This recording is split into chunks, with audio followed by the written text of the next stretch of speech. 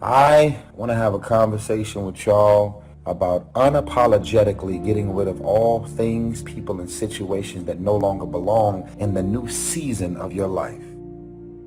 Some of y'all came up with New Year's resolutions. You've already fell apart. You've already fell apart. New Year's resolution, Happy New Year. It's supposed to be Happy New You Year. All of your bad habits, surroundings, and situations, personal relationships that didn't make sense for your life back then. You're supposed to step into the Happy New You Year. This is a good word for anybody who you've been dealing with depression, but you've been drinking to get through it. Now, depression is something that happens to a lot of us. I mean, I don't know anybody who hasn't had a season of darkness in their life. But if I try to drive out darkness with darkness, and I depend on something in the darkness that is going to make me addicted to something even when the light comes up, the second storm is worse than the first. Now, a lot of us are dealing with loneliness right now in this season. That's a storm that you can't always control. But if you run to places in the storm that are more dangerous than the storm itself, how many times have you left a place that you didn't like? And the problem is, you can't change if you never stay. Staying power. Staying power. One text message can change the next 3 years of your life in 80 characters. Out of nowhere.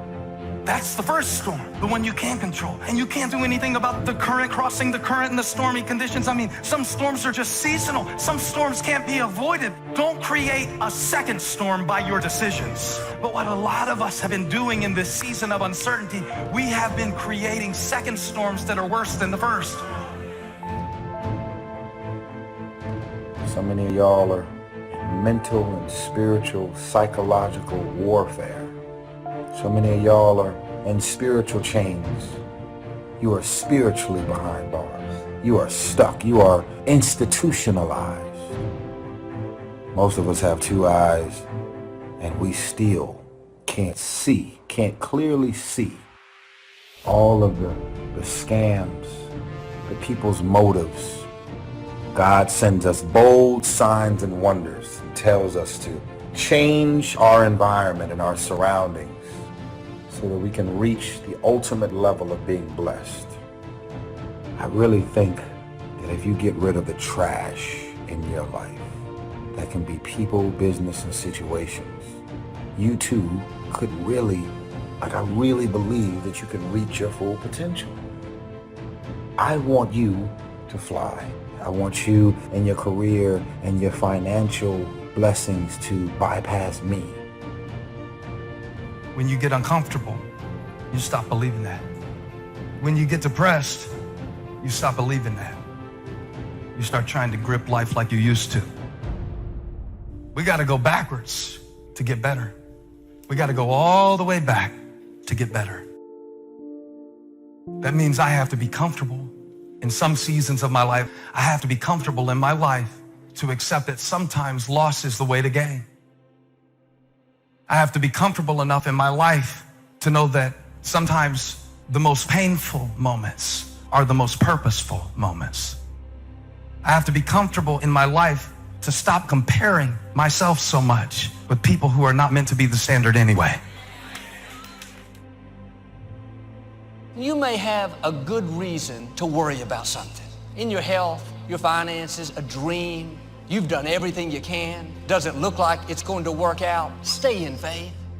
It's just a matter of time before you see things change in your favor. Now, live out of a place of peace, a place of trust. It may not happen the way you thought, but God's ways are better than our ways. God knows what's best for you. He's got this. Sometimes in order to get to better, you have to go backwards.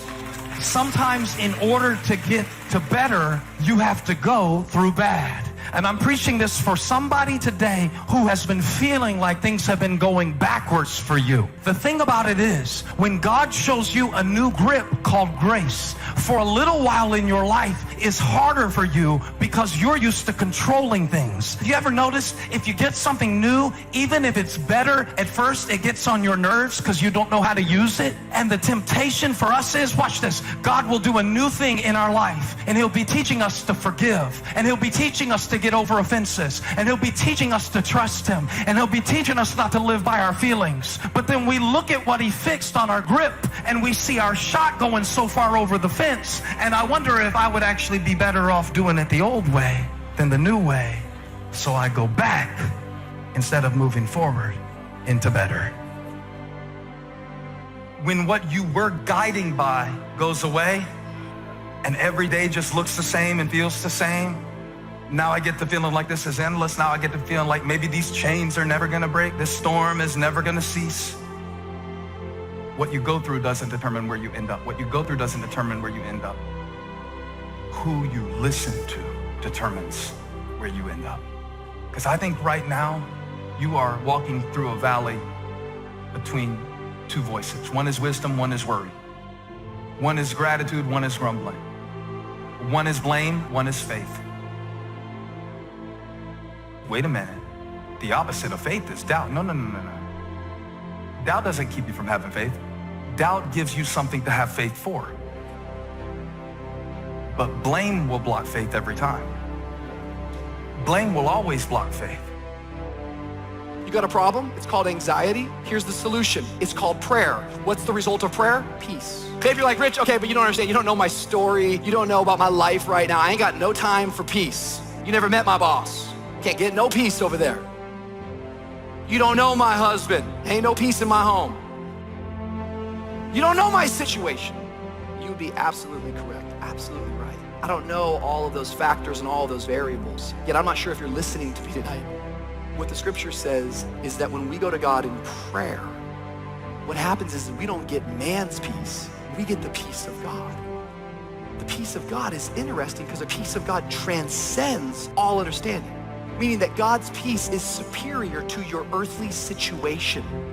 God's peace is illogical. So if you have a situation that doesn't make sense, good news, your God has peace that doesn't make sense. Listen, your situation might not change, but your soul will. If you take a seed and throw it on the concrete and walk off, the sun just burned it up. Got to have dirt put on top of it. In my mind, it doesn't make sense that to grow something, you should dig a hole, put it down in there, and cover it with dirt. Logically, that don't make no sense to me. But oh, though, see, dirt is necessary for growth and development. Dirt builds character. Dirt gives you the push-through factor. Dirt makes you come with it when you don't feel like coming with it no more. All of y'all that had dirt thrown on you. And dirt ain't always what you want. It's somebody talking about you down on your job. It's somebody accusing you of something that you didn't do. It's somebody telling you you ain't gonna make it. That everybody get dirt put on them. But see, when you getting put under that stress, please know God is always working, so I smile. Because I know he back there. See, that dirt builds character in you. When they talking about you, it teaches you to withstand it.